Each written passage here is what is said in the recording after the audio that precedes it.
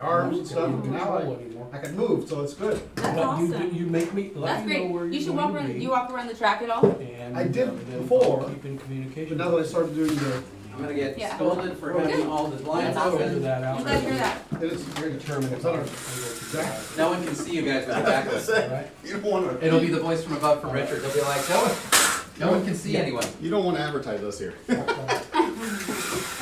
Yeah. which seems a shame. Nice day out. We're gonna put you all in the dark. I just got one copy to take notes, but Oh, good. you have, there's 14 more copies. Oh, okay, Put okay. another Want a light Reese's? on them. Yeah, thank you. You guys want a Reese's? No, thank you. Julie, initially meeting you, I would have never guessed that you like candy so much. Oh man, it's really bad. There's a reason she has a faux concession stand in her breakout room. I like. I know. It was self-serving. I eat and I drink like a 12-year-old boy. It's just who I What am. is that? Worst. Ghost. What is It's that? an energy drink. An energy drink? It's terrible. It's called goat. I do work out a lot though, so that's helpful. Yeah. That's the only reason to work out is to support mating habits. I don't disagree with that. I just That's so true. There's I a feel awful and can't sleep if I eat like that. there's a short girl in my office. She'll drink like 3 monsters a day, and I'm like, I mean, There's she's nothing like this wrong with tall. short people No, having whatever they want. I'm just saying that she doesn't have much capacity for it all like that. Yeah, seriously. Are You're we right. It's live? not just a short. I mean, you're not wrong. You're right. Are we live? I haven't heard it yet. Probably. Because it's Talk to us. Richard, are we alive? I haven't heard the recording go on yet, but Okay. we'll see if Richard says anything. All right. We need to know. We need one more for a quorum. I heard Joe was gonna try to video in or something, and so was Tom. Tom. He's driving, so I don't know how that's gonna work. He has to be on the phone as he's coming down from Seattle. Ah, oh my gosh, you're gonna be at 11 o'clock. We're gonna be like, I know. I hate that. well, hopefully. Talk to us. Unfortunately, it's really tasty. KJ, my husband just took off and he's headed to Elk Ridge. Have you guys ever golfed over there? It's over kind of by Stevenson, Washington, up by Skamania. He's heading there for a 40s golf weekend. Oh, right. 18 holes a day, I guess. So, anyway, he's gone. Good. I love it. I am geographically challenged. I don't know streets or anything around here. I can't get to Fred Meyer without Google That's right, Maps. you're new here, right? Yeah, you and I both only have so many years we can keep claiming that. Then after a while, they're like, you're still learning. Well, then I just blame my memory. I mean, Unfortunately, yeah. I get the age difference to use that one. So are we going live or? I'm waiting to hear from Richard. Richard, are you there? Let me call him.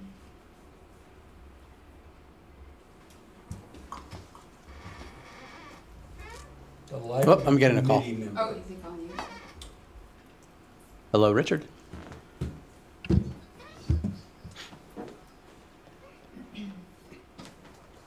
Okay, so we're live as soon as we hit 0.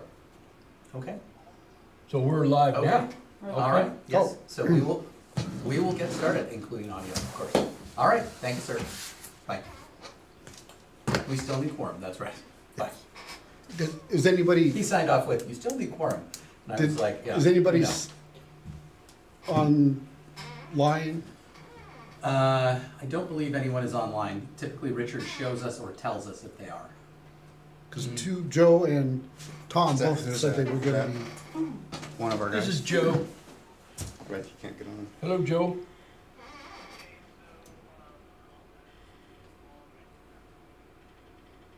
Like a spectator, like I can't. Oh, hold on real quick. Okay. I just got added as a panelist, Perfect. so I think we're good to go. Great. Oh, All good. right. And then Maybe for the it's- golf CIC, in addition to Joe, is it who else is a golf member? Tom. We want to make a panelist. Oh, So Richard, if there is a Tom that's in the Zoom room, Tom Sherry. please elevate him to a panelist as well. he's gonna be on the phone, not. Oh, by phone? Yeah. Richard, you probably caught that, but if there's someone that's joined by phone, we can check and make sure that's the person we're looking for. It's likely Tom. He emailed Kat today to get the link, the Zoom link. I saw that. Richard's not always included in those, so he doesn't always know. I know why. I'm not sure why he included me, but. Okay, somebody's Aha. coming. Helen should be on there too. I just thought. Oh, that's a good point. Kellen said he'd be joining that way too. So that's what often Richard will do, is he'll try and show us who's in the room. Okay, so we Oh, got gotcha. Joe I and know. Are you gonna get that other light Helen. in the back of the room? Thank you. I'm gonna turn on all these. Yeah, if you just turn off those ones in the rear, that'd be great. Is that better? Well, you turn on these ones, but turn off those. Turn that one off you just turned on. Flip it. You just turned it That one in the dark, off. this one in the light. Or turned it on. Those don't have a, This is good, right? yeah, leave that switch alone, move to the next switch. That's fine, move to the next switch. That's There perfect. you Oh, there we go. Just like that. They, How many, yeah, they, how many people? That was like, tough. well, I've never found a configuration of all the switches in the room where they can all point the correct directions. See, it looks really good now. That's perfect. yeah, okay, Good, so highlighted. Good job, Julie. let's go ahead and call to order, and we'll start with the Pledge of Allegiance.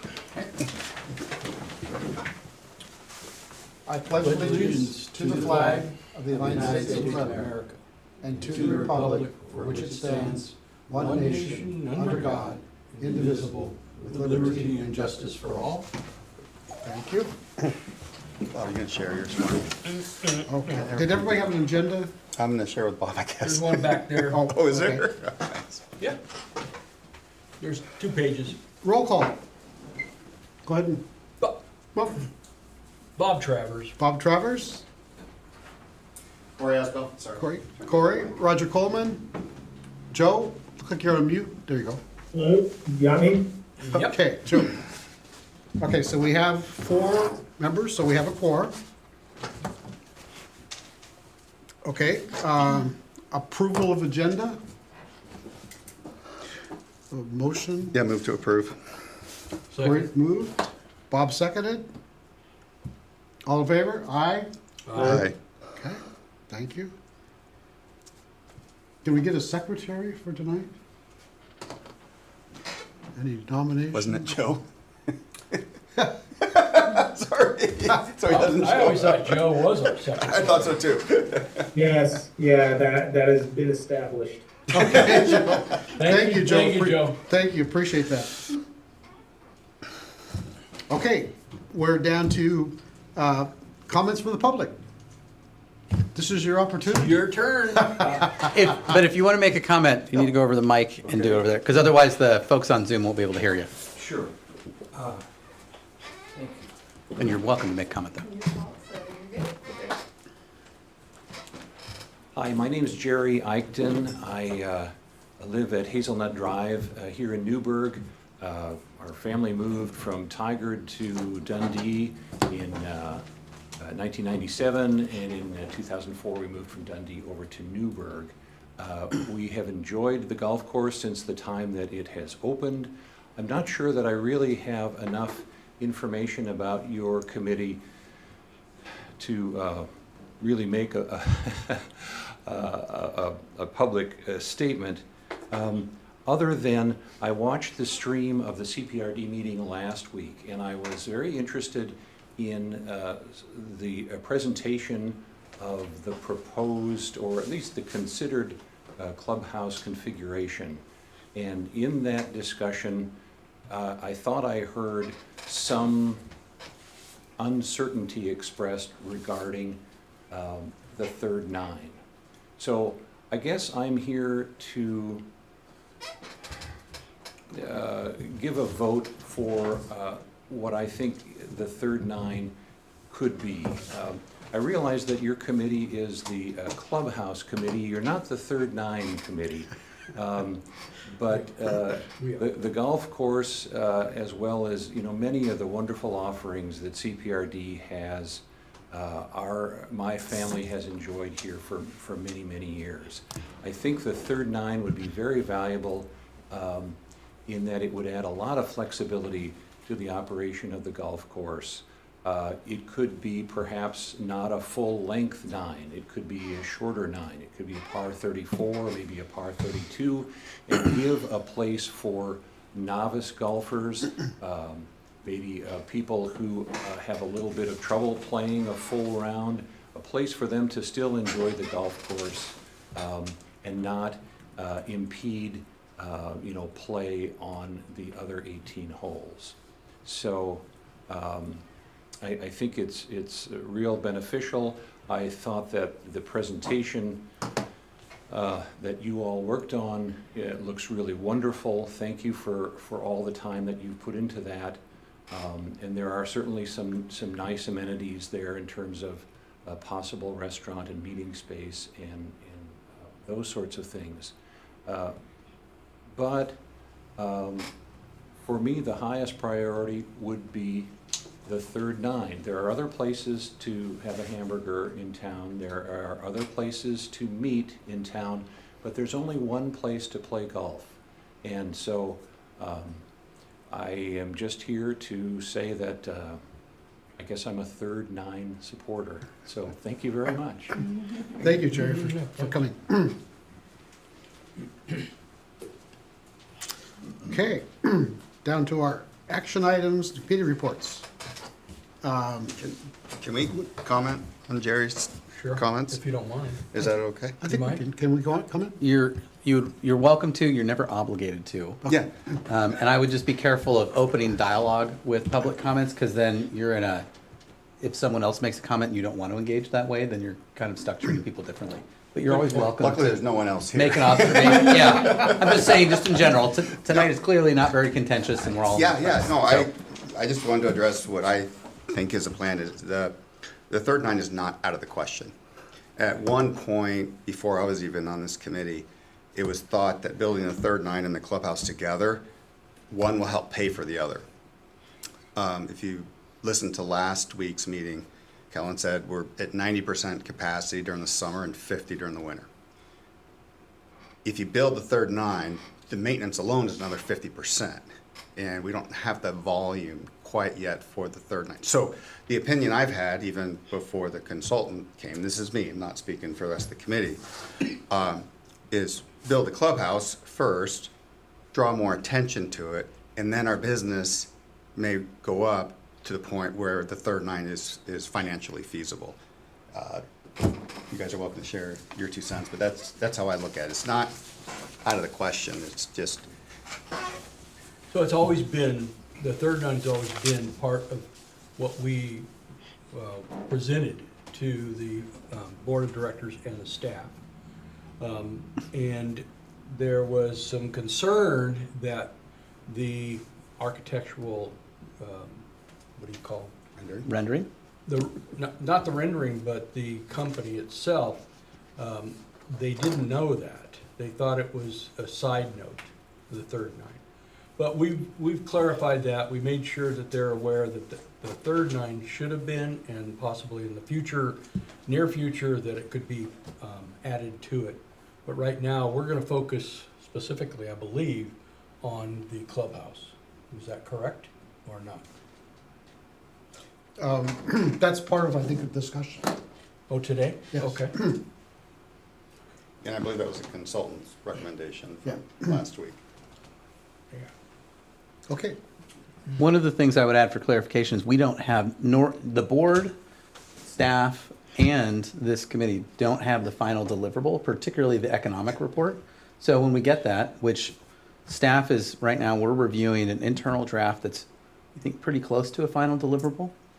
And so as soon as that's available, we plan on publishing it. The Golf CAC will be notified, and then we'll kind of formally present it to the board. But we are going to be recommending that the Golf CAC has the opportunity to review, do things, and come together with what their thoughts are before the board makes any final decisions on that. It seems like that's kind of what you're waiting for. So we want to make sure the board doesn't do anything particularly hasty without having a group that's very interested in doing a close review on that, and that's pretty intimately familiar with the golf course and its operations, get a crack at it. So that's what we're going to be recommending. But we don't have that yet. But I would say people heard correctly. The story that we've historically heard is that the third nine would pay for itself. The clubhouse might pay for itself if we have a third nine. I think that's more or less. Julie, does that sound about right? That's right. And so, on a preliminary basis, because we had asked the consultant team to share the high-level things that they were seeing from that report, even though it wasn't published yet, and that it wasn't there to look at and kind of discuss. And that was, they shared high level. They think the clubhouse does have a good potential to be able to pay for itself. But I think the phrase they used was the third nine would erode revenues, which means it does not stand alone. It does not pay for itself in and of itself. And part of that has to do with the capacity. Although our peak season is very high, from June through August, we are at above 90% occupancy the entire time. For the other 9 months of the year, we're, I believe, at 85 or less. And some of that significantly less. And so we get to do the maintenance all year round, but we only get the peak usage for a portion of the year. And so when we think about it from the golf course trying to cover its costs to the greatest extent possible, that's what we're expecting. Now, what we hope to see is that this committee or members of the public that are interested really look at that report closely and ask questions about whether or not that report is sufficient for a decision-making process.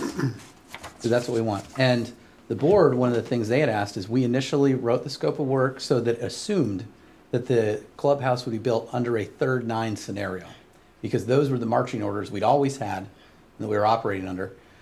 And so then the board said, no, we're not comfortable with that.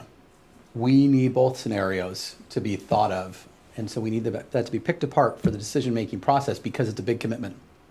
And so we made an addendum to that scope of work, and they just said, well, give us all the scenarios with third nine, the without third nine, the third nine by itself, all those future scenarios and pathways. So that was that. So I just wanted to make sure we're on the same page, and we can talk about that more as we move into the action items if you want to. Sure, good, thank you. Can I just Appreciate that. add, I've seen Jerry out at the golf course a lot, and he has a daughter named Tori, and she's a phenomenal golfer, right? Was she the state champion? Yes, thank you. She was not a state champion, but, her story is one of, I think, a really wonderful staff at the golf course. When she was young, she was part of the junior summer series, and it gave her the very first experience of competitive golf.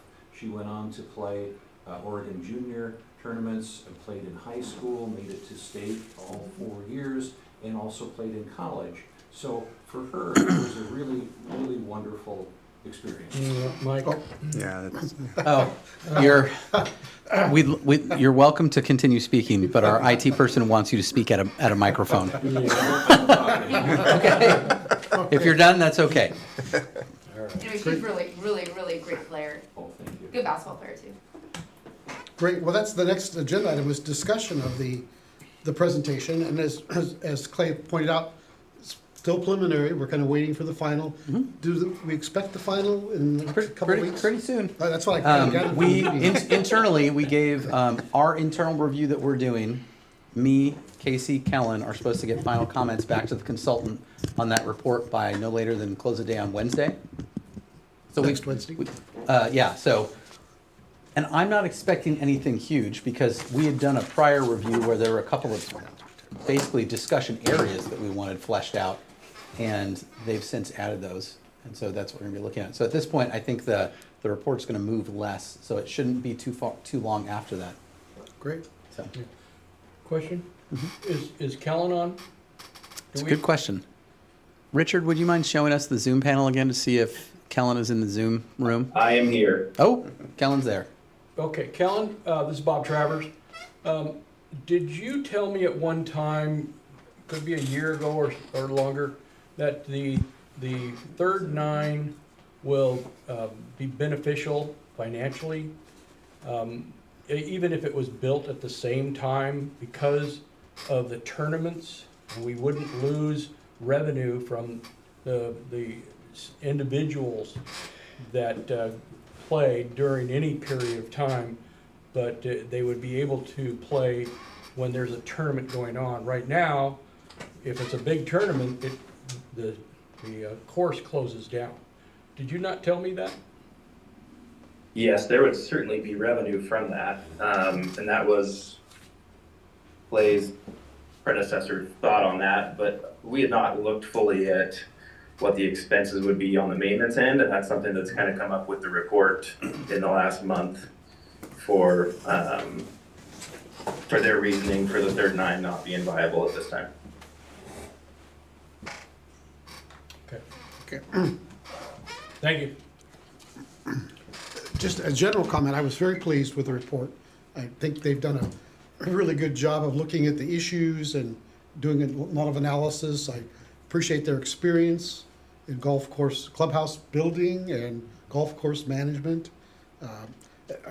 And as I sat back on it, if I were a board member, even when we get this report done, there's still a number of questions that need to be answered before we can really, if I was a board member, to make a decision about moving forward. So that's why we talked about and not waiting another year after this report before we start answering some of these questions, and so that we can continue on with the progress, so that we, if it is feasible and if the answers are positive or can be worked out, that we actually be able to put in a construction timeline to start working on things, get approval, whatever the bonding or whatever financing mechanism has to be in place.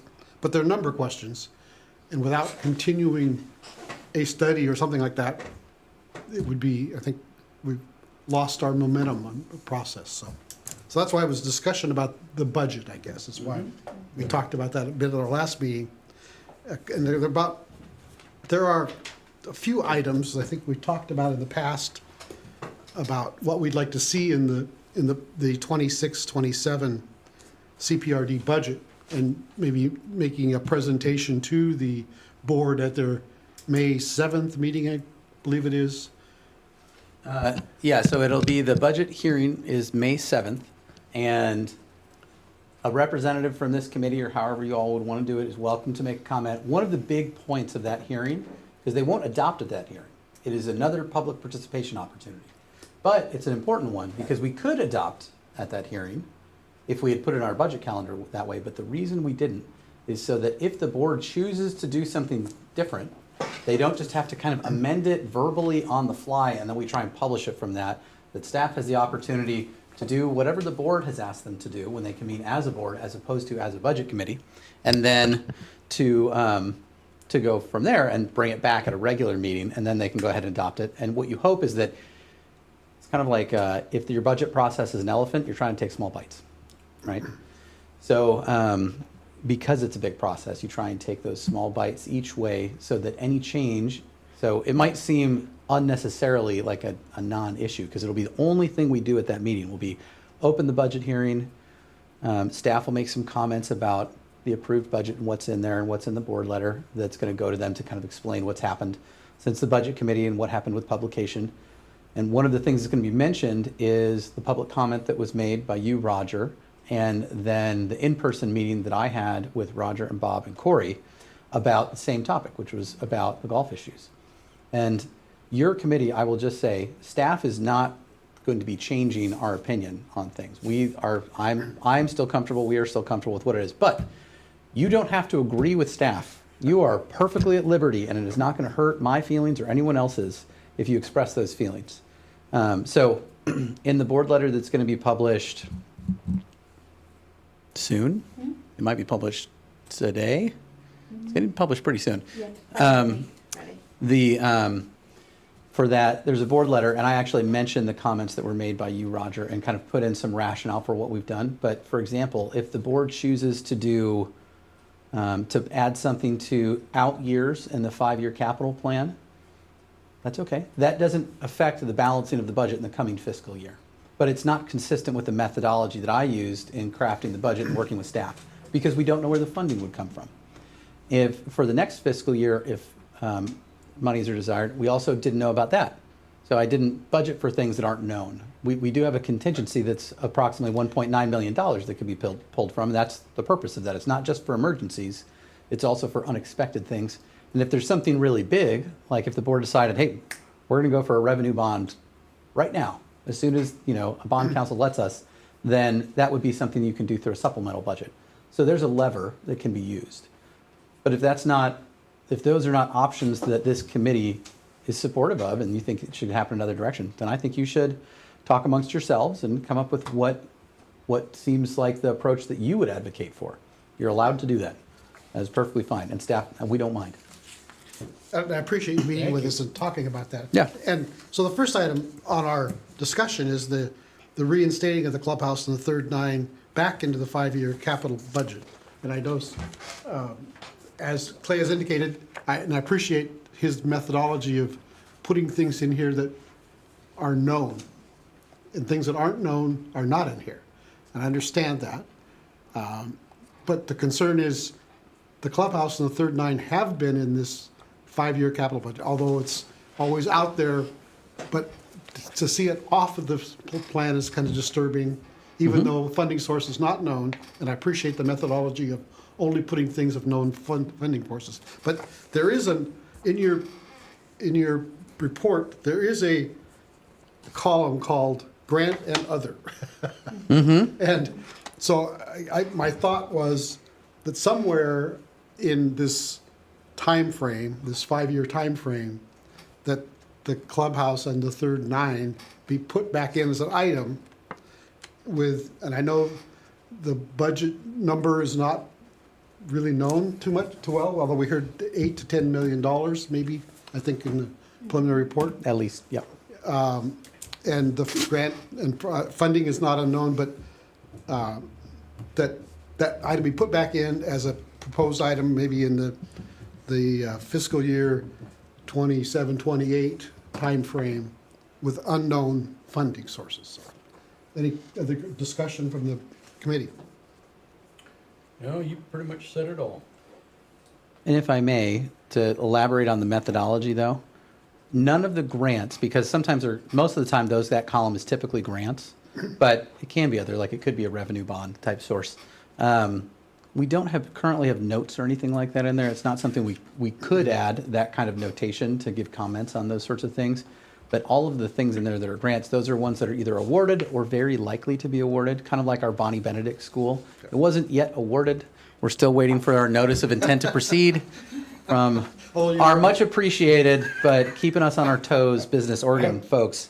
But that's an example of, it's not quite awarded, and so things can get swirly, and there's always financing mechanisms that out there, or perhaps like donations or expected donations from our foundation would be another good example. So for example, there's been our generous donor from the Sander family, Janice Sanders. So Jan Sander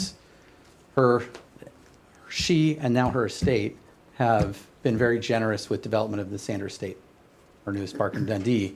And so those sorts of things are other mechanisms that they come from too. But that doesn't mean we can't do other things. You're welcome to make a suggestion. Again, it's not what I would want, but it's still okay. It's a reasonable suggestion. Yeah, okay, good. The second area, again, we've talked about it. We've got a lot of momentum going. I think the report from our consultant has taken longer than we were expecting. I was hoping that we'd have some more answers by the February, March timeframe, but now we're talking about May timeframe, and so that does push us into budget approval, past budget approval process, and I appreciate the concept of looking at contingency fund to continue the study, because again, there are a number of unanswered questions that need to be answered before the board would feel comfortable. So a suggestion is, as mentioned, that provide money in the 26-27 budget in the contingency for continued work on plan to construct the new clubhouse and third nine. Discussion? Okay. Third item. I'm saving mine till later. Okay. Third item. After we talk about these things, that's all. The desire to discuss the benefits of this clubhouse as a community benefit, and not just for the golf community, because there are lots of other features that will make it very attractive for the community. So we want to make sure that becomes, again, part of the record that this is a benefit for for the community. And then the fourth, any discussion there? I just want to note that I think that the consultant did a really good job emphasizing that, the community benefit, which meeting space, restaurant, et cetera. So I'm glad the consultant called that out specifically. The other item, and again, this is kind of a carryover from a few years, I guess the beginning of this committee. There was discussion about a fee that is being collected from golfers, a $5 surcharge basically set aside for, I think it's called Golf Course Improvement is the title of the program. And the idea was, again, talking to Clay, I'm not sure I clearly understood how that was all put together in the budget, but so kind of an understanding that fund was being put aside to help with golf course improvement. And at the time there was 170 plus thousands of dollars. And so that was kind of the discussion for why it was, we could approve a consultant, $160,000 consultant, because there was this money to do. But now in discussion with Clay, it isn't really set aside as a separate bucket of money, from what I understand. And a little concerned about that, but this is kind of being collected for golf course improvement, and I think it ought to be tracked and reported periodically, so that the board knows that there is this money out there that's being set aside or being collected for golf course improvement, so. Do you want to respond to that, or Yeah. would you like me to? Oh, do you want me to give you that I have? I mean, you're welcome to. Hopefully it's the same as the one I have. And if you would talk a little bit about what we're planning on having Kellen and Amber work on together for reporting. So, Hey, this is Tom Sheridan, and I wanna speak on this real quick because I've been here since the beginning. And yes, there was a surcharge that was charged to every golfer, every round and stuff, and that was to go towards, things like this feasibility study. It was to go towards, being able to make the clubhouse move forward and everything. And so I don't want to be lost in the fact that somebody's saying that, well, we didn't know what it was for. That's not true. And Julia, I think you're there. yeah, You can attest to the same thing that I'm saying, is that that's what we presented way back when. And so, obviously it's not a lot of money. Oh, I mean, it is a lot of money. So even though when you look at it, $5 per round, I mean, it doesn't seem like a lot, but when you add up exactly what it is a lot of money. And we want to make sure that it gets, it gets used to, that whole extra fee was to put forward that the feasibility study and everything else, and hopefully get forward with a clubhouse. And that, I just want to make sure that's not lost in the fact that somebody might say that, Clay, I understand that you don't know the history and all that type of stuff, but there's, we set this up for a certain reason, and we want to make sure that we move forward with that program. So. thanks, Tom. Yeah, I mean, you're correct. So, Kellen and Amber, our finance coordinator, are looking at the line item detail for that particular account. And Kellen's on, I think, right now too. But what I can tell you is that we did look at it. Amber Hill looked at it, and we do have $290,000 in there right now. Yeah. So, Kellen and Amber need to go through that account to make sure that that fund is basically the $5 surcharge that On with yeah.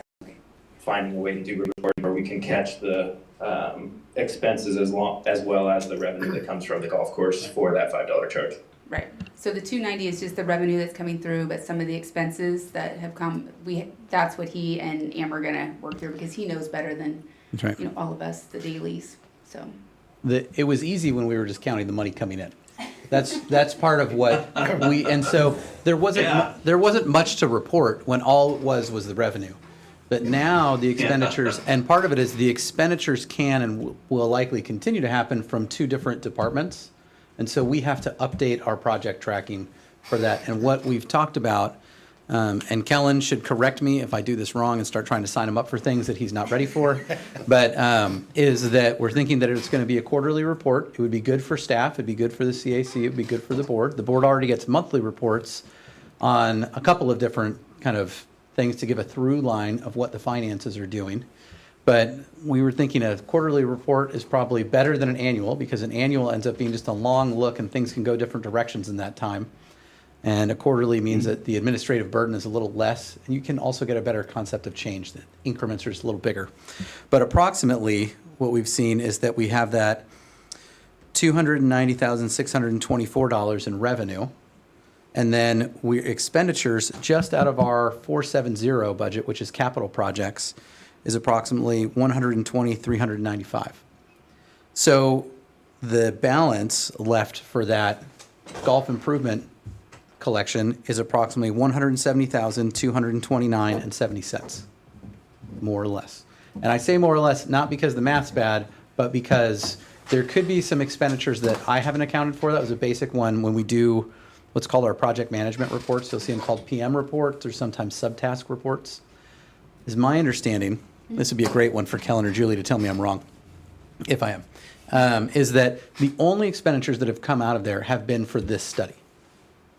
And actually, that would be a good one if Tom or anyone else on the committee has a different recollection. No, and that's the only thing that Okay. we've spent money on, right? So, Correct. and Good. whatever that dollar amount is, let's put it towards it and let's get the reconciled. If we still have 170 grand, or whatever, and we need to do some more additional, surveys or whatever, then okay, let's go about that. It's more about transparency, right? So we knew, we had at the time, last year, this time, I think we had 160 grand or 170 grand, whatever. We initialized the feasibility study, which was $125,000 or $130,000, whatever. And, and where we're at today, just accountability to say, hey, we got the feasibility done. It's this amount of money. We still have this amount of money sitting there. We might need some additional funds for additional, information that we need to go get from, whether it be from Ankrum or their, the company that's doing the overall feasibility study. Whatever, that's great, but just letting us know kind of, hey, this is where we're at with stuff. Yeah, the only expense to come out of that account so far has been the feasibility study. All right, perfect. And I did, Tom, that's very helpful. And I wanted to add that, if this committee wants to make a recommendation to the board to add funds to something like a golf course improvement item in the capital outlay section for next year at whatever the balance remaining on that is, you could do so. And staff in turn would probably say, board, if you really want to do that, we recommend you take it out of contingency, but you're dropping it below the contingency methodology that we did. But that might be acceptable, and that's perfectly fine. And also, it's really kind of in contingency anyway, because we don't know what it would be spent on. So whether we mark it as golf improvement, and it's kind of a contingency for golf improvement, or it's just in the broader contingency fund, that's fine. I don't think it's going to bring the district crashing down. It's a different way of planning for the future, and that's what a budget is. The one thing I did want to point out, because I heard it from the video last, from watching the recording from last meeting, is this project or these projects are on the radar for the district in a couple of places in addition to the budget. So I don't want you to think that it's only noted there. So the board does have the additional third nine in the clubhouse noted in its strategic planning priorities, which are published in the board section of the website.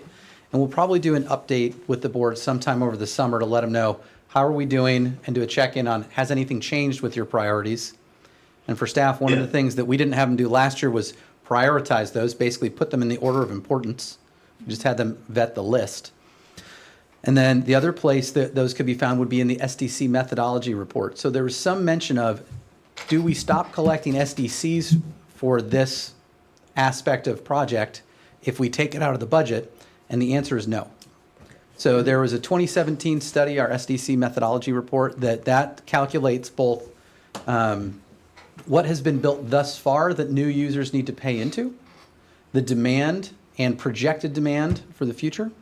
And then it also looks at a capital list of things we plan on building and figures out how do we calibrate for that future growth. And so those projects are still in there, and they would continue to be in there, and that's what those SDC fees are based on. And so that wouldn't change. So those two key places it would remain in. In the, So if I'm reading you right here, then you're saying that you know, the third nine and the clubhouse are still in the SDC realm because they're new. That's right. So you can't do maintenance out of the SDCs. But we do have, you know, potential to, you know, tap into funds from the SDC credits that are, you know, based on the, you know, all the new homes and all that, how that all gets calculated and That's stuff. right. So I just want to understand that's still in play. Mhm. I mean, again, you know, we don't, you know, I guess I'll tell you me, and I can't speak for everybody else, but understand that, you know, hey, if we were to try to go out and get a bond to build a clubhouse, it would get shot down in a hurry. Mhm. So we have to Yep. find other alternative avenues to be able to get this done and stuff. So is it a benefit to the community? Absolutely. Maybe some people don't think so, but you know, and overall it is.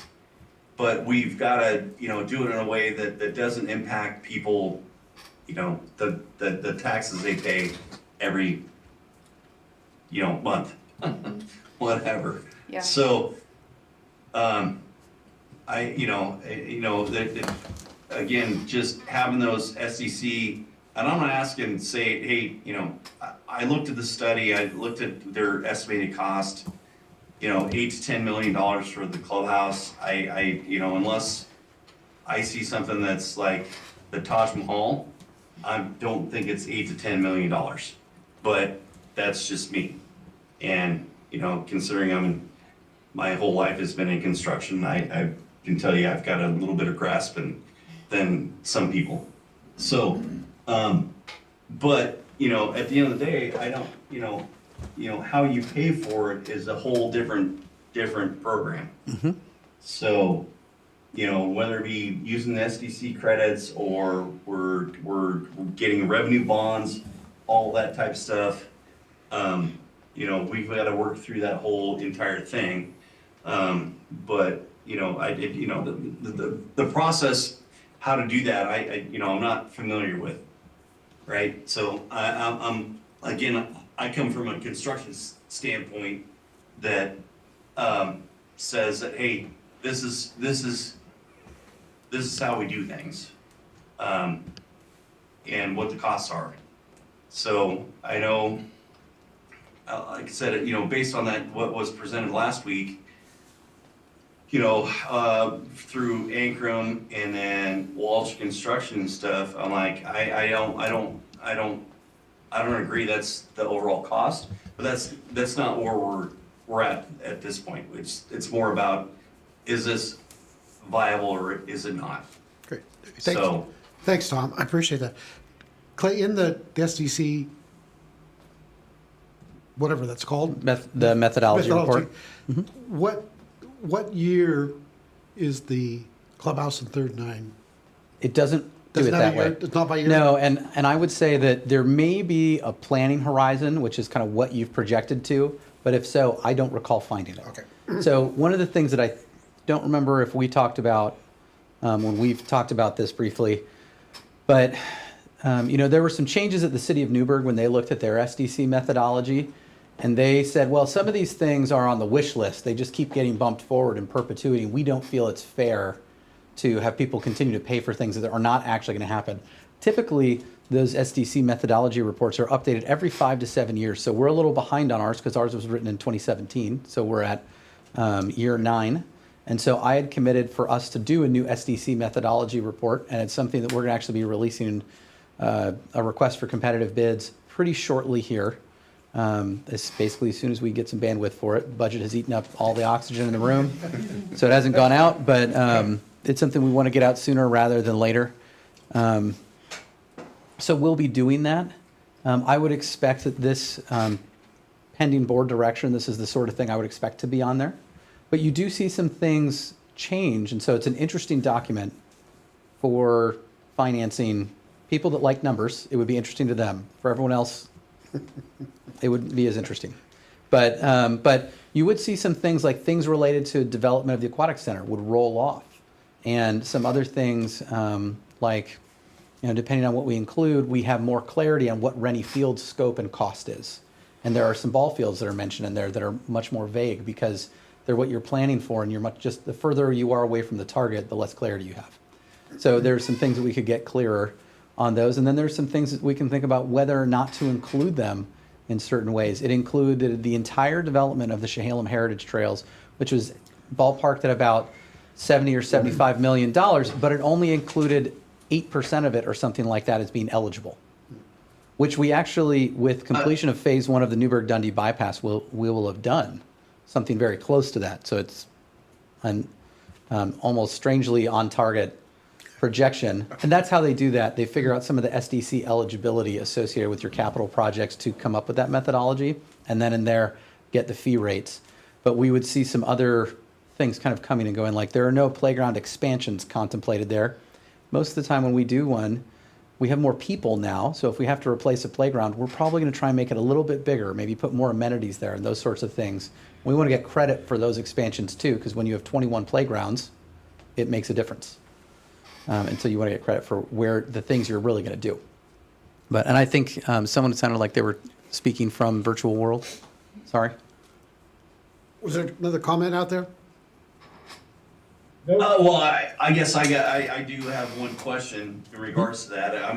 I'm like, my question is where is that listed out of what the priority list is for the use of the SDC fees and credits? Is there, do we have something that says, hey, we're gonna dedicate X amount of dollars to, let's just throw it out there, Crystal Riley Park and improvements to that park? Or, I mean, is there something that says that? Because we collect, we collect those SEC fees every time, somebody pulls a permit. Right. And so that money has got to get paid and it goes into an account. So what's the schedule of the fee, the money that's going out of that account? Where does that live and what does it look like? So that is a completely separate fund. So there's a couple of things in there. So if you want to know where the projects are identified, that's in an appendix of the SDC methodology report. If it's what are our priorities and that we do or can spend money on, it's anything that's capacity generating that increases the district's ability to serve the public is eligible for the spend, but your methodology is only based on the things you identify. So basically, if you spend your SDC fund on things that aren't identified in your methodology, you're paying for stuff that you didn't calculate for. So you're allowed to, get rid of your funds, but it's not a very good bookkeeping. No, exactly. And so that's where I'm kind of leading to is where does the golf course and the clubhouse and additional 9 fall into that methodology and thought process? So they are identified. Is it contemplated in there? Yes. Or what? Yep, they're in there. Okay. Now, that would have been the numbers that as we knew about them in 2017, which is 9 years ago. Yeah, no, I know. So Okay. it's outdated. I Right. get that. outdated and not I just for wanna make sure inflation. it's yeah, exactly. I just wanna make sure they're identified and they're something that's contemplated, Right. right? So, that's more my focus, is that first, as we develop what it's gonna be, what it looks like, and all that type of stuff. And what the overall cost is, that's to be TBD. So I Right. just wanna make sure that there's something that sits there that says, yep, we've contemplated this. It's part of our, strategic plan for SDCs and fees that we're gonna spend money on and everything else. And we're looking at it. Right. So, Well, and you had used the word priority earlier in your statement, so I wanted to say that the three main things that I think of as kind of how we look at, there's a fourth, but we don't use it very much. The three main things that we currently use as our roadmap or kind of prioritization for the future, one is our annual budget. One is that SDC methodology, which is really how we finance the future and growth in the future. The third one would be the board's strategic planning priorities. Some entities, when they have strategic plans and strategic goals, they can be pretty wishy-washy and fairly, nebulous. But the boards historically have been pretty consistently focused on capital project development. And this one that's the most recent is a little less capital heavy, but still fairly capital heavy compared to most strategic goals sets. And then the fourth one that doesn't get used much is our district-wide plan. And so that is something that some special districts like ours will have it, and it's almost like a land use document for planning for the future. Ours was last done in-house in 2020, and it is mostly an inventory of our service levels and our service levels that we need to provide going into the future. And so yeah. they come in a lot of different shapes and forms. That's the one that we chose to do most recently, but it doesn't get used or talked about a whole lot. It starts mattering a lot more when you start looking at things for zone changes and land use and those sorts of things. So if you have to talk to the Department of Land Conservation and Development, if we have to talk to City of Newburgh, City of Dundee, or the county about wanting to do zone changes, we might have to trot out our district plan at that point. So, but in a perfect world, all those align. Yeah.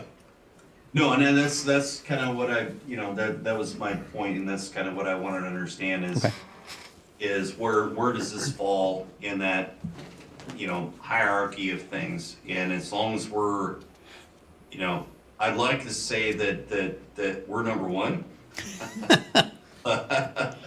That's not the case.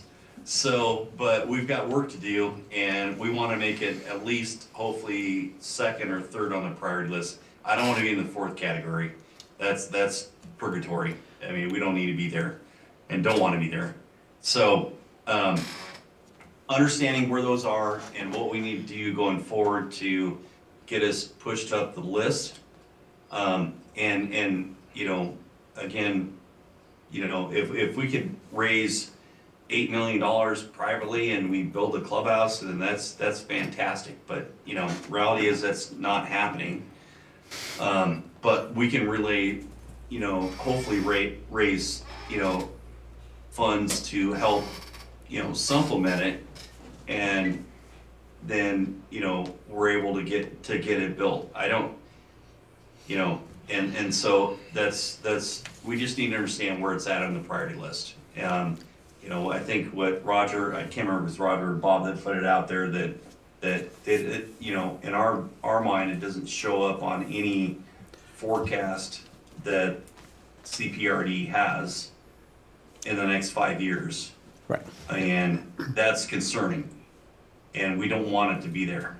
So, how do we better identify where we're at on the list to get this done? Tom, I think that's a great segue into we've talked about these items, and now we want to be able to present to the board our ideas about the budget.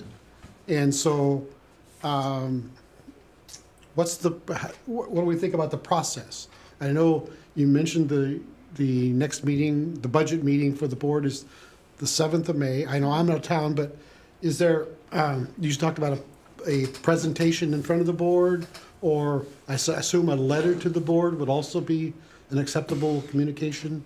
A letter to the board is always very nice, if you, especially if you can tighten it into, we want you to do this thing, that would be action, amount, you know, kind of who, what, where, when of a request. So if, for example, if your group, just like you have your bullets on your agenda, frankly, if you said you want to reinstate the clubhouse and Third Nine back into the 5-year capital budget, you should tell them where in the budget, like what year and at what values, and maybe it's just restoring the values that were there previously. But you should tell them exactly what you want, so that both they and staff, when they say, staff, we agree with them, please add it in, that we can tell. And then similar with your second item, put funds back in for 26-27 budget for from available contingency. Well, that's pretty clear. Just give them an amount that you expect, and maybe that's the balance that you have from there. And that would give you the opportunity to give them a reason why you gave them that number. Because before, when I spoke with folks before, I don't think we had that number. And so I think we all kind of agreed that we didn't really know what the next step was. Now, I say this as a, if I were of the opinion that you are, that's what I would do. But I just want to be clear, I'm still not of the opinion that that needs to happen, but you're entitled to your opinion, and I want you to do that. Question, Yeah? do we put it in a form of a motion?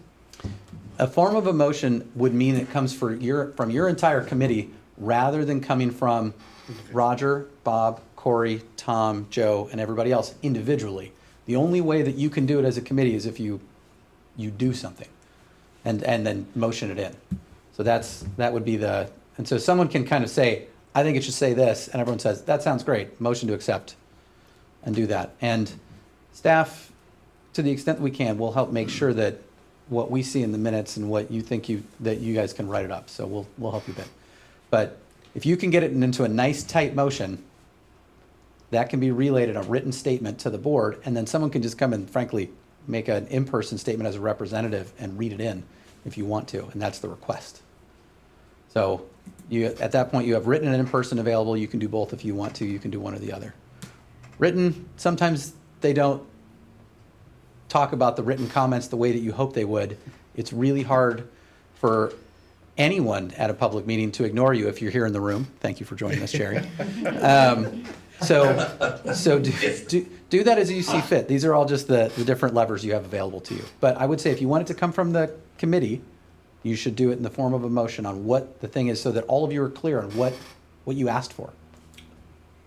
Okay, so just to be clear, you know, you're talking about a dollar amount dedicated towards what it takes to, you know, advance this thing forward. Yeah, I mean, that's. I'd like to say that, hey, my motion is for, you know, the Park District dedicates $100 million towards the new clubhouse. Yeah, I think that's. Second. Question? Seems very aspirational, but that's okay. Make sure Joe's writing that down. And that's the thing, when I tell you the sort of language I recommend, that is just a suggestion, right? If you choose to keep it Right. open-ended and don't want to do that, that is your prerogative. No, we want your advice, and you know, we want to be able to make this. I mean, you know, I obviously I'm joking, but I want to put something forward that makes sense, and you know, the board is going to say, okay, yep, that makes sense. Let's move forward with this. Mm-hmm. So, you know, we have our quote contingency dollars, whatever that dollar figure is. But also, in order to make it move forward from here, it's gonna take more than those contingency dollars, and we need those, you know, from a design aspect and getting the design built, you know, designed and, you know, be able to get into the permit process is gonna be, you know, that's hundreds of thousands of dollars, right? So we need to understand, you know, what, you know, as a boat advisory committee, you know, what, you know, what could be deemed reasonable to put forward to the board and say, hey, look, you know, we wanna further the design, you know, and it's even, you know, again, I'm in construction, so conceptual design. You know, we've got a feasibility study and we've got a nice drawing and everything else and kind of a concept and everything else, but we need to go to schematic drawings. And so that's gonna be a certain amount of dollars. Right. So, I mean, we can go to Ancrum and say, hey, you know, how much is this? And they'll say it's $200,000. And how do we go present that to you and the board and, you know, the staff and says, hey, we wanna put this forward. Granted, we've got, you know, 100,000 of it paid for through our, you know, extra fees, but there's an additional $100,000 that needs to be funded by, you know, CPRD and whether it be the you know, SDC credits or wherever that money comes from. How do we go about that? Okay. Does that Tom? make sense? It does, although was there a question in there or was that a statement? No, that's the question. I mean, how do we go about that? So, again, you know, we've got a feasibility study that says this. We want to advance this feasibility study. We need to go to schematic drawings. And that's going to be an additional $200,000. We only have 150 in our additional fees that we've collected.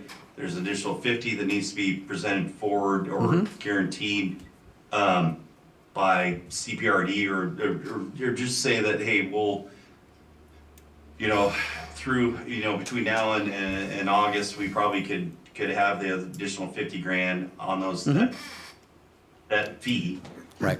How do we go about, you know, pushing that forward?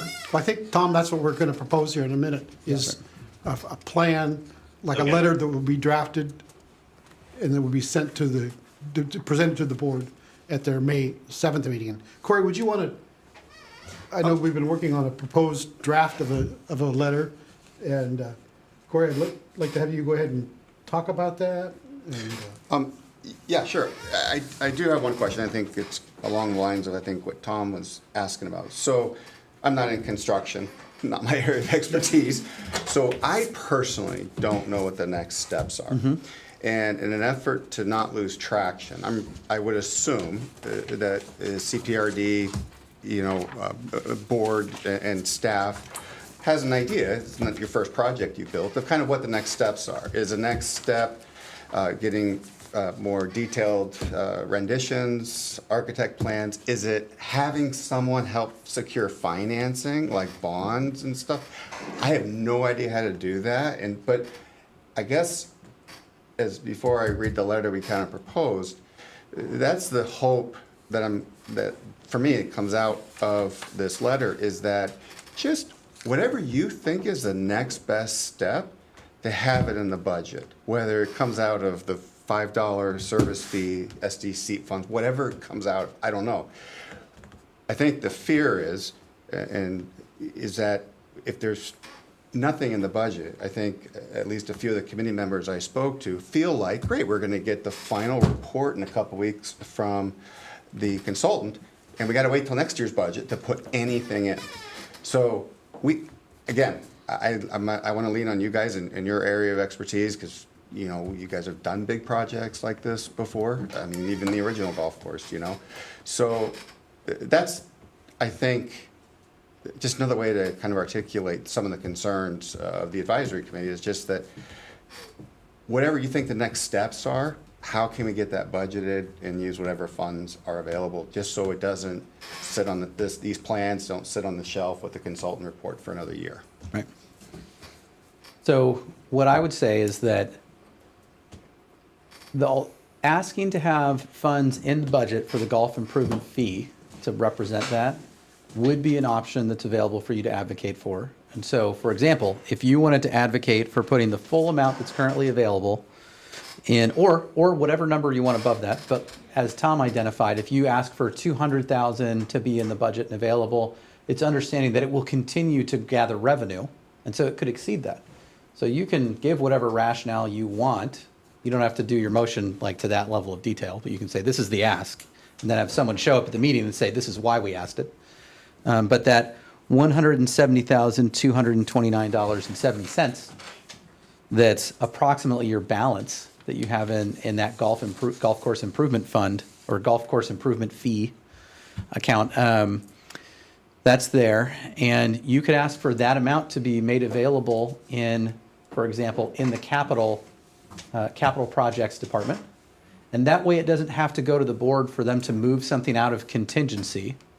So you could say, we would ask that you take that amount out of contingency, put it into 470, identify it as a project for golf course improvement or golf course, however you guys want to label it, so that it's understood that it's for moving towards the clubhouse and or third nine. So that would be an approach to get it into this fiscal year. And what that potentially saves is that we don't have to go back to the board to mobilize monies out of contingency and move them. There's an extra board action required that you can't spend directly out of contingency. Probably a good thing. Mm-hmm. Yep. Bob, did you have a? Yeah, so. Oh, sorry. I'm fine. Yeah, and so I, yes, Clay, I understand what you're saying, and I agree 100%.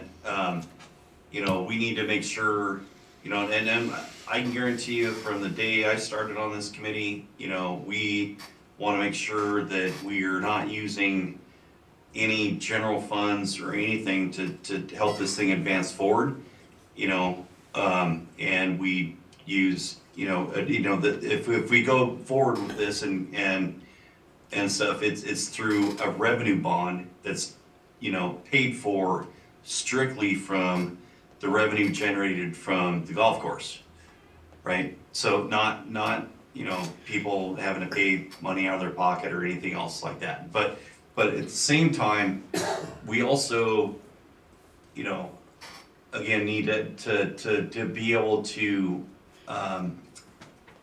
move forward with money that was collected out, again, outside of any general revenue or anything else. It's strictly money that is generated through, people that are playing, that are playing the course.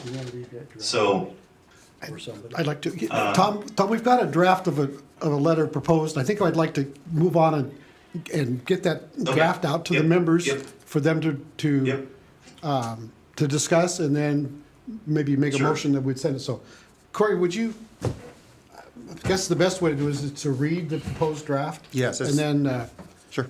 discussion at that point? And it's, for those online, it's not long, but it's addressed to the CPRD board members dated today. On behalf of the Golf Clubhouse Citizens Advisory Committee, we are writing to share our recommendations regarding the upcoming capital budget planning process.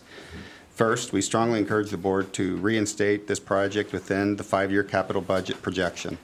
We believe its inclusion is essential to maintaining long-term planning consistency and ensuring that critical community priorities remain visible and actionable. Second, we recommend that the board take steps to allow progress to continue within the next fiscal year by allocating/allowing available contingency funds. Doing so would enable staff to move forward with key next steps without unnecessary delay, preserving momentum and avoiding a potential cost increases associated with postponement. Third, we recommend the money collected in the golf course improvement account be tracked and reported on a regular basis. This fund should be set aside from other income and allocated by CPRD staff and board as they make decisions on funding projects for the clubhouse replacement and development of the third nine. Finally, we want to emphasize the significant benefits this project offers to the community beyond its immediate objective. It represents an investment in the well-being, accessibility, and overall quality of life for residents. Advancing this effort demonstrates a clear commitment to serving current and future community needs.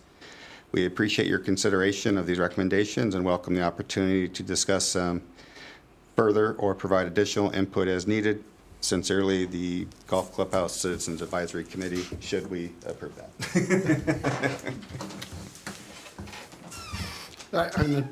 Unfortunately, you are not in attendance, do not have this in front of you. But hearing that, does anybody have any questions or comments?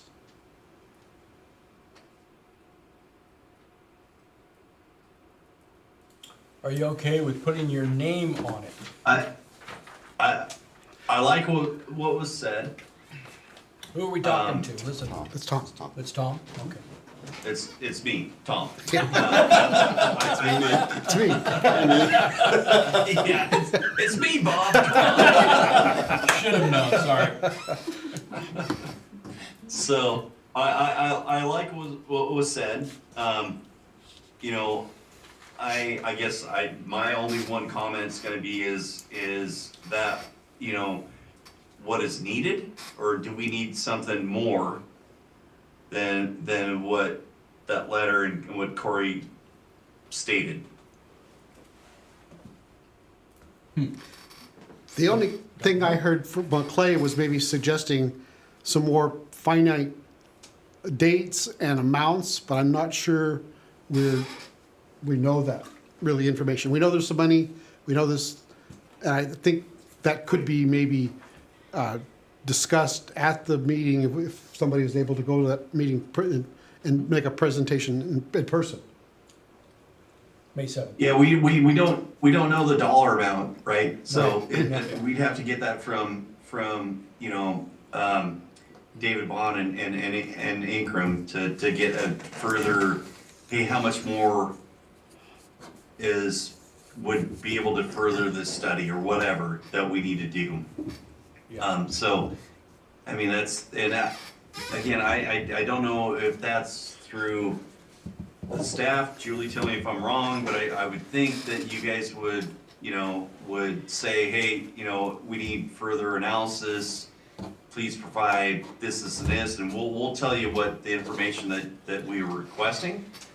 But, you know, obviously we can't direct them to do more than what they're contracted to do. Correct. So.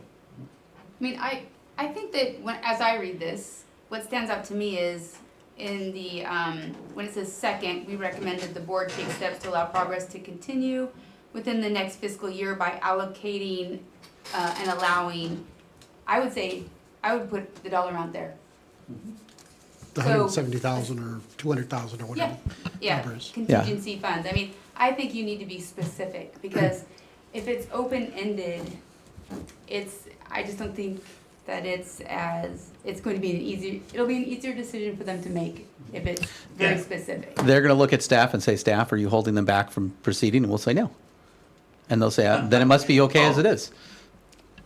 So, Yeah, and so I guess, and where I'm coming from is, I wanna know, you know, how much money we have collected to date, how much money we've spent to date for the feasibility study that we've already received, and how much we have left over to be able to ask them to do additional work to further the feasibility study.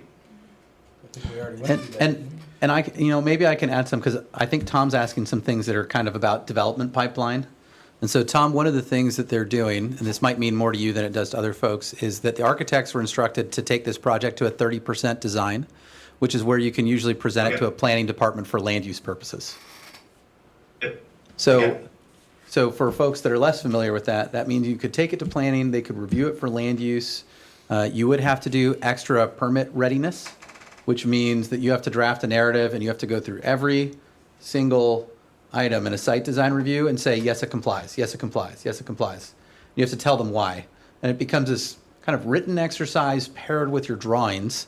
There's a drawing set that's going to come along with our final deliverables that'll include landscape plans, assembly sets, floor plans. It'll include several different elevations. And so those will all be things that I expect us to release and make available following the project once the deliverable set's available. So those, Yep. I think those are going to be further along that people really expect, because I'm not sure. We've seen the renderings because they look nice and they make sense to everybody as kind of telling a story just with a picture. But to someone, and then Tom, if you're in the room, I'd be looking at you. For someone that's in construction, the plan set tells a better story, because it tells you what the building heights are, and it tells you if you've got your gables figured out, and if you know what your assemblies are that you're gonna build with. So we don't have construction level drawings, That would be anywhere from a 70% drawing to a 100% drawing, but we have about a 30% drawing. And so that's good enough to get you in the land use. So it could be, the argument could be made that you could either have your existing firm or a different firm move forward into plan review if you thought you were ready. Now, the problem with that is that then you move there and your site design is only good for usually a year. You can usually extend it every 6 months or so, but that choice can be made. After you get through planning, you go into public improvement permits and public improvements. That's when you might start doing your parking lot. You would do your sewer connections, your water connections, that kind of stuff. And then you move into construction. But I think Yeah. what we want to try to do is get to the point where we're able to answer questions the board might have about the next phase or how to move on beyond this point. And that's what we'd like to see. Yeah. This, But if you give them a number and you say, we don't want you to have to go to contingency, we want you to be able to direct staff to just go for it, then that's kind of your ask, is my understanding. yes, okay. So is this amount of money, It is this amount of money? is. Predicated on what you just pointed out, the amount, thanks for coming. The cost of setting all of those up, defining what the amount is? I don't know how much it would cost, because the vast majority of the cost would be the time spent on the application preparation time, and then maybe some consultant time doing a little bit of public information, public outreach associated with that. Sometimes you want to talk to the public before you send it out into land use review, because they make you do public noticing. And if you haven't talked to the public first and they're not supportive, then they're like, whoa, whoa, whoa, I didn't know about this. Yeah. I don't like it. And by the Yeah. way, just like a Yelp review, it's a heck of a lot easier to get people to show up for things that they're angry about than it is for them to show up about things that they're happy Yes. about. So I'm going to keep those kind of advocating, being champions for things and different types of fundraising to the staff comments portion. I've been holding back a little bit. But if you want to be more specific and say, I think, Tom, I think you said 200,000 or something like that. Like, that is not exorbitant. That's very reasonable. And I don't know a number, and that's part of the thing, is we're just not that far yet. But if you want a number there No. for next year, Yeah.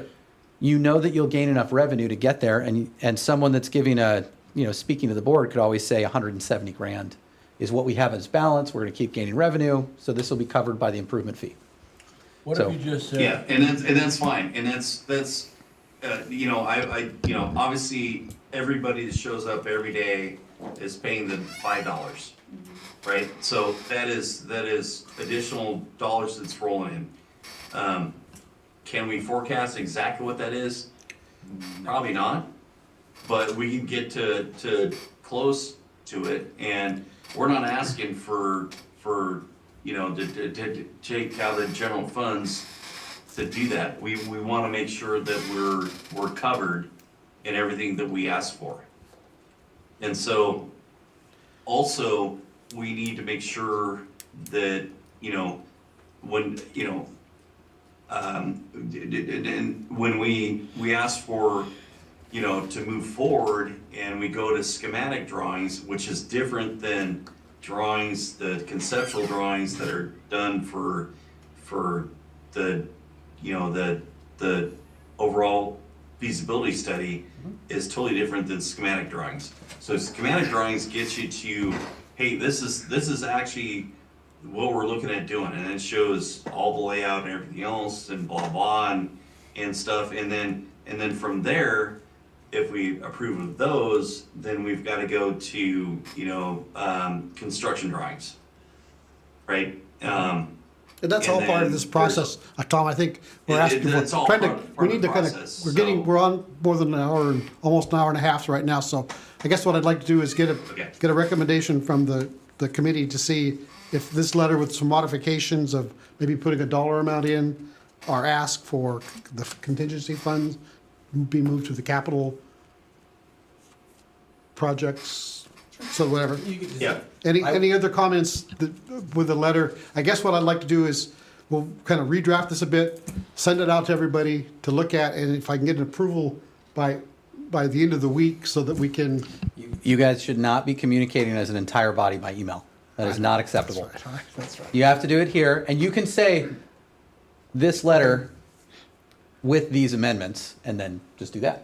Okay. So if you want to make that suggestion in the form of a motion, if you can, then I've got my little version I'm marking up, and we can make sure it's all good. But no sending emails around to the entire committee. Okay, good. Yes. Yeah, no, yeah. All right. Okay. Well, I guess I would. So are we throwing a motion out there to, Yeah, I think there's a motion on the We're looking for a table. motion, yes. yeah, Oh, you're looking. okay, yeah. let's state that again, what that motion is. Well, that's what we're looking for. The motion is then that we send this letter to the CPR board for comments about the 26-27 budget. And that it be, that hopefully somebody will be able there to also physically present at the May 7th meeting. And so, Roger, are you making that motion? Yes. Okay. I second it. Are we not putting a dollar amount in? Not, Question. Someone could request to amend the motion. Yeah, I guess I'm just really kind of naive on this whole process. I just hate to see us like burn through $170,000 in 3 months and wish we had asked for more or something, because I don't know what the next steps are. And if 170K or 200K doesn't cover the next steps over the next year, then maybe we gotta be looking into funding or something else first. Have to go back to the board. Yeah, well, What- I'm naive here. What I'm hearing So, is that Yeah. that your committee is interested in amending the written letter so that the second paragraph that talks about allocating available contingency funds is, that statement is amended to say, by allocating available contingency funds to the capital outlay portion of the budget in the amount of, and then you give me a number. Is that what I'm hearing? I just don't know what that Yes. number is. yeah, I And don't. I think the amount we heard was 200. 200,000? A good start. Okay.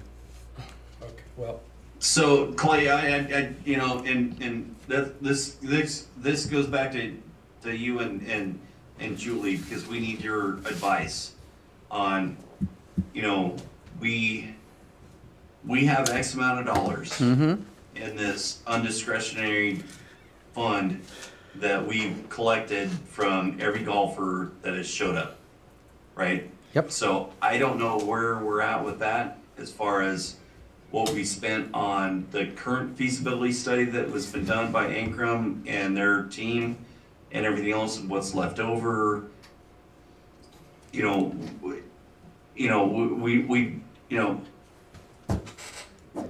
sure, can we ask for $500,000? Yes, we can. But I think what we should be asking is for is that what. reasonable? Yes. I want to know. I want to know what's reasonable, because I don't know what's left in the account. I can guarantee that there's probably an additional probably $100,000 that's going to get raised over the next summer. You know, this next 3, 4, 5 months, whatever. But we don't want to ask for something that's over and above reasonable.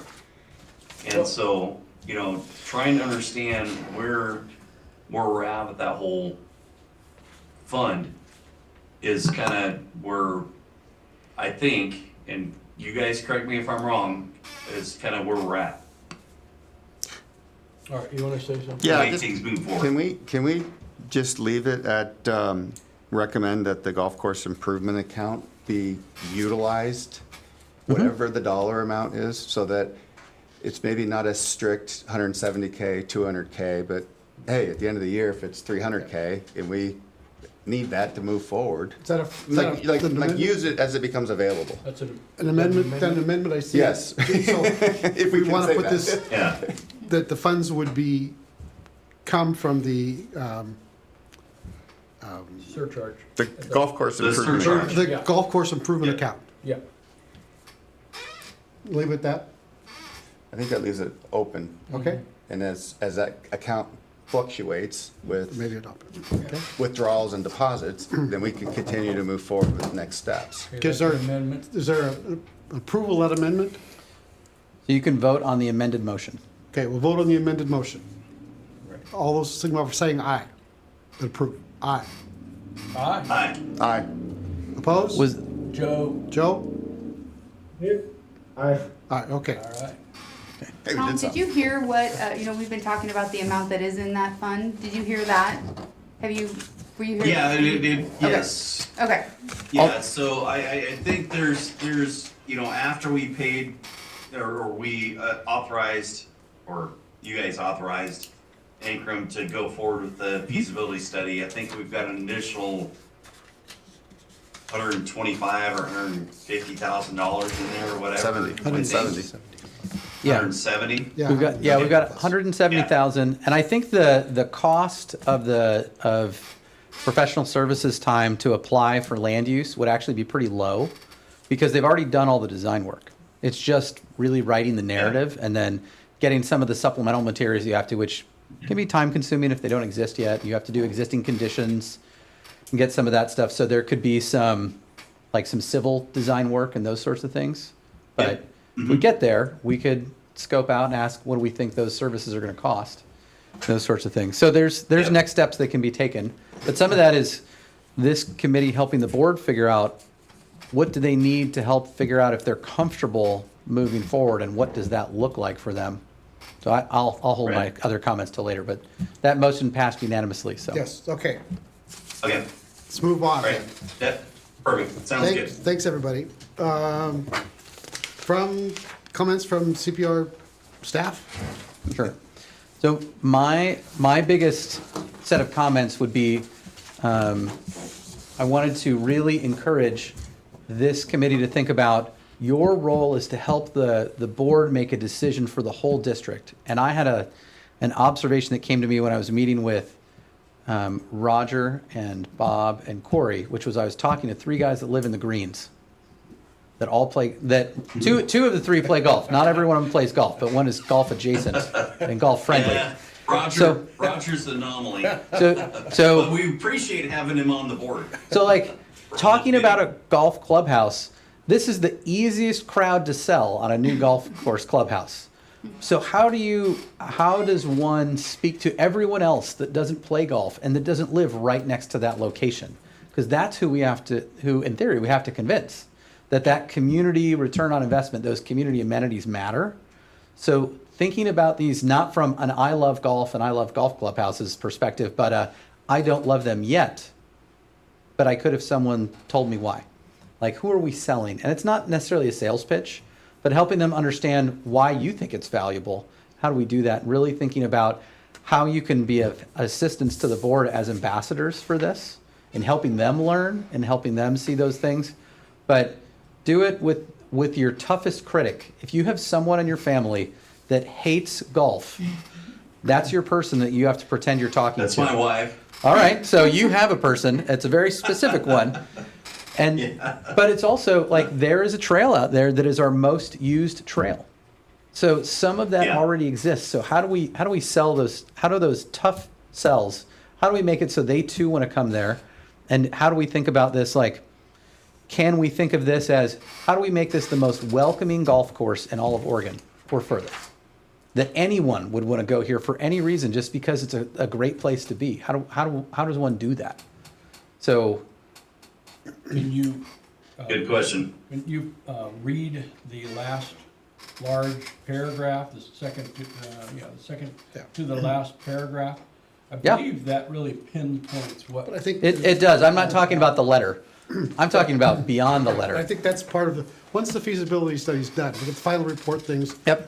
And public presentations, down at the, renditions down at the golf course, renditions, other places in the community saying, this is what's And it being looked it at. could be. So be okay with kind of not, you don't want to campaign in too heavy-handed a way, but you as committee members would be the champions for this, and I think that's okay to do that. And with that, I will also add that we will be having another Chehalem Park Foundation board meeting over the summer at some point, because our board meeting where we had it, or our evening of meetings with the board, went so long last time that they came out and we kept it pretty short. But there's some other things we want to talk about. And one of the things that I'll be introducing, and most of our staff are not supposed to kind of advocate for the Park Foundation, like they're not supposed to be fundraising for it while they're working, because they work for the district, not the foundation, but I can, because I'm their agent for the foundation. And what I would say is that there is an opportunity for us to identify the golf course clubhouse or development of the golf course in general, whether that's Third Nine or the clubhouse or whatever, as a capital campaign priority for the foundation. Right now, when I look at the summaries, there are several different, a couple of dozen donor restricted funds where people have put in funds for specific things. None of them are golf, which is actually surprising because we have all sorts of stuff. There is something in there for St. Michael's Church that I'm pretty sure was a playground or a bench that is pretty much locked in there because we don't have anything over there anymore. So you can do donor restricted gifts. That is perfectly fine. We do that all the time. All of the sports teams are the most active because they essentially, the foundation kind of acts like a booster program and vehicle. So thinking about that, people are already paying a surcharge. I don't want to dismiss that. So people are already giving extra cash. So that's happening. But if someone wanted to do more, Casey talked about it a little bit last time, but we can make that a capital fundraising priority for the foundation.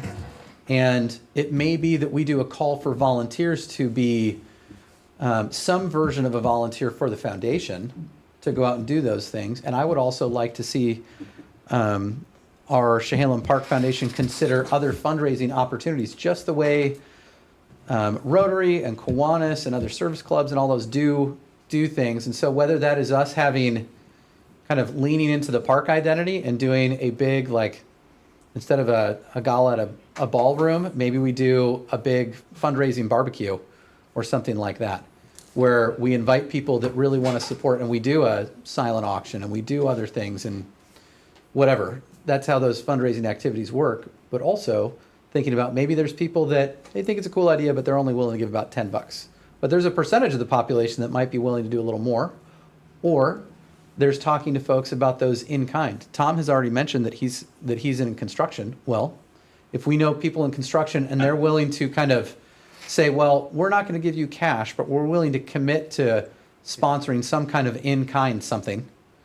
And that could be something as simple as if there's a coffee shop that's willing to donate coffee while we do an event that's fundraising, that's something interesting, great, that would be something.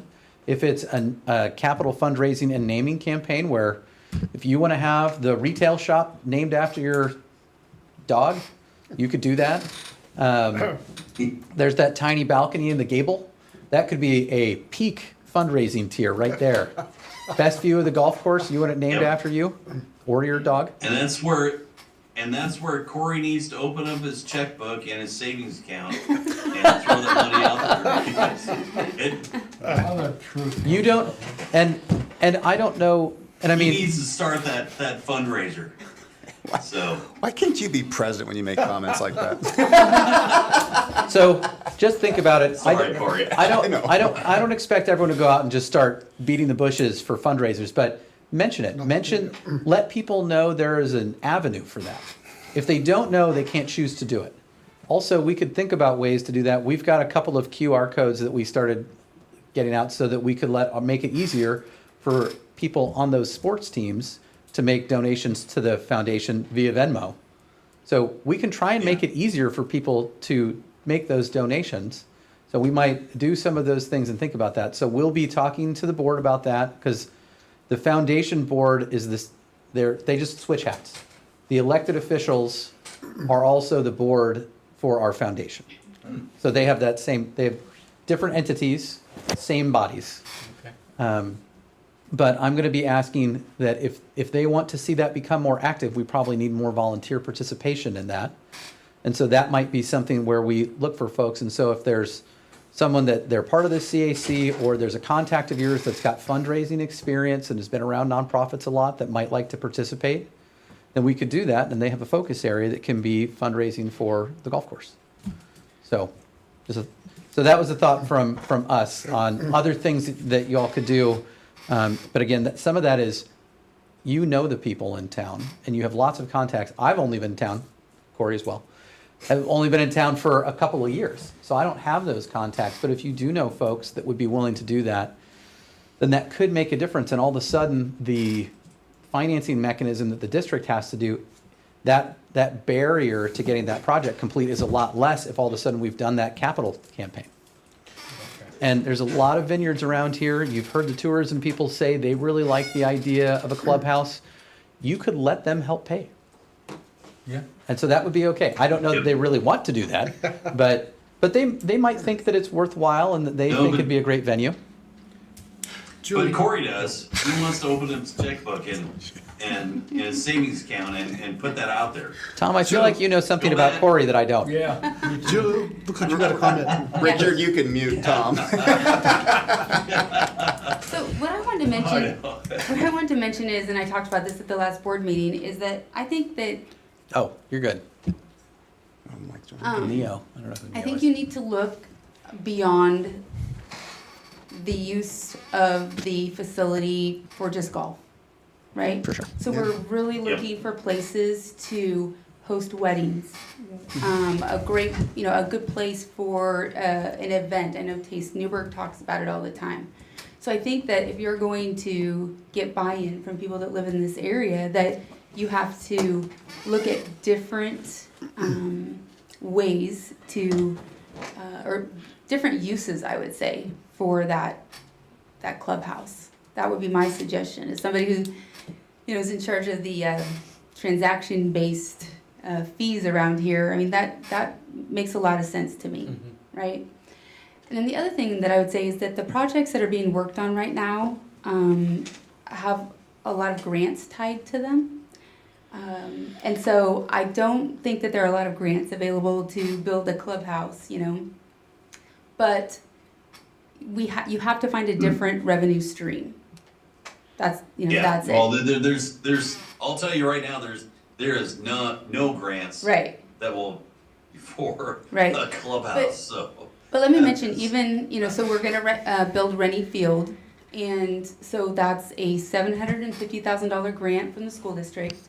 That's a $750,000 cash buy-in from the CPRD board, and then we went out and got a grant for $1 million, right? So that to the board is more enticing, right? And says there are more people that are interested in this than just us that live. I also live in the Greens.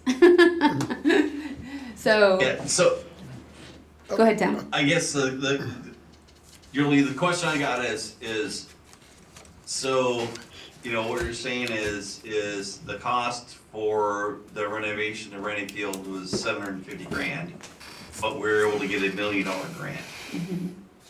Is that, am I off on that? So the school district, they went out for a $750,000 grant and were successful.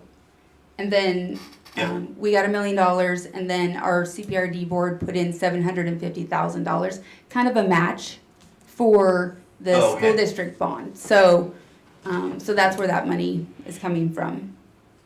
Got it. Okay.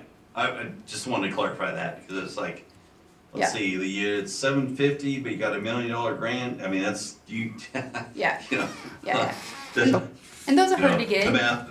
Those are hard to get. Yeah. No, I'm all on board if you get. If the cost is $750,000 and you get $1 million and you pocket $250,000, I'm all on board with that. So. Yeah. Okay, Yeah. let's move on the agenda. Hi.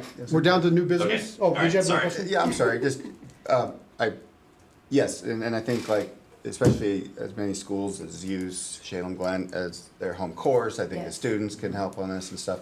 So here's a question, not a motion, just a question. Can we use some of these golf course improvement funds to hire someone to do this? Yeah.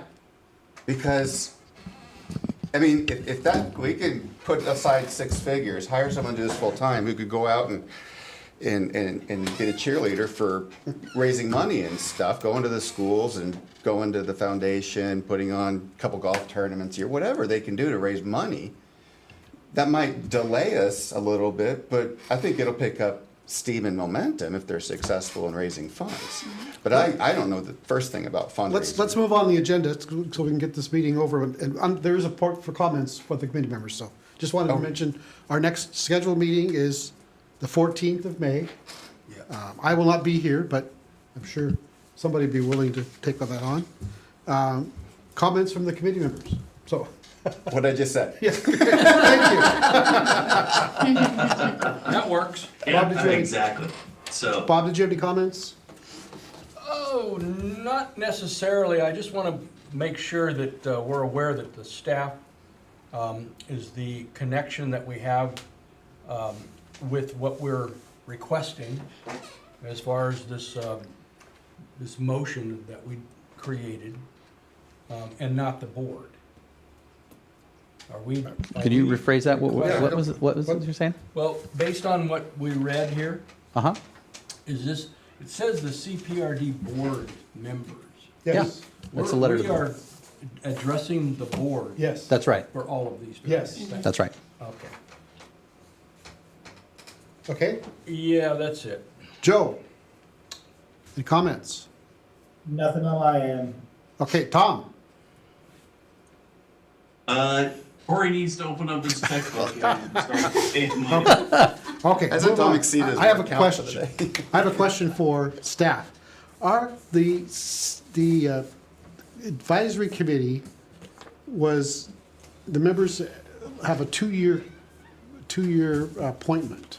And that appears that runs out in July of this year. Okay. So is there a process to bring this before the board to find out whether continuation of the CAC or I haven't been around long enough to know what we do when we come to the end of a term, but I would suggest that in the opportunities you have coming up before the board over the next couple of months, when you do your report out, express if there's still an interest in keeping it going beyond the end of the feasibility study. And I would say at a minimum, you want to make sure that you don't lose your terms or the terms don't expire before you have a chance to review the feasibility study and get back to them. That's a very tangible thing you'd like to do. And it may take a couple of meetings because you may have differing opinions. You may figure out how do we shape this? So you could say that we recommend it be extended, that you recommend it go at the end of the term, it just become an ad hoc committee that just, and that you can basically, we're using a system that have not seen before. Usually there are just terms and you fill them as they expire from year to year. You don't necessarily have the entire committee start at this time and then the entire committee end at the next time.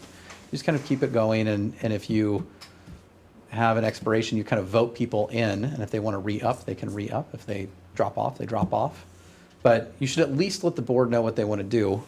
Have you seen when we've gone from multiple two-year, from one term to another term, how that has worked in the past? The only thing that I know about that is that if you guys decide to move forward, that you need to contact Kat Ricker to let her know that you're interested in running again for the committee. She will take care of that. Kat Ricker's our public information director. And that's the only suggestion that I can make. Staff will plan on talking to the board over the next month or two and see what their interest is too. And let them know that you guys are still doing things.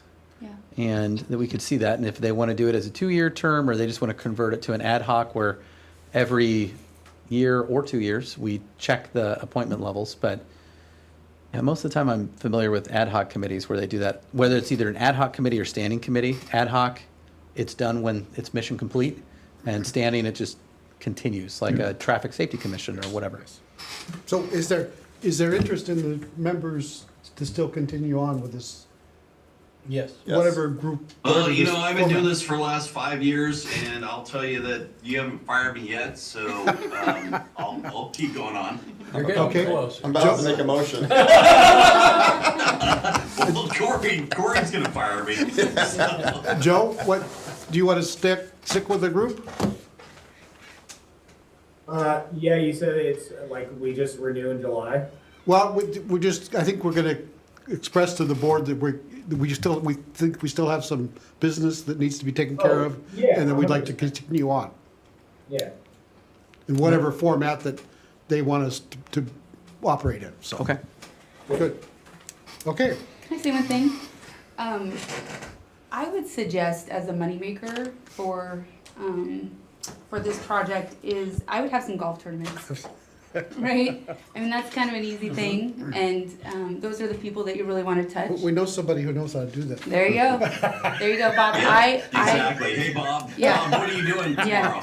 Yeah. I suggest Bob. I'm gonna nominate Bob. Yeah. I missed it. I was reading. We're gonna have a clubhouse golf tournament.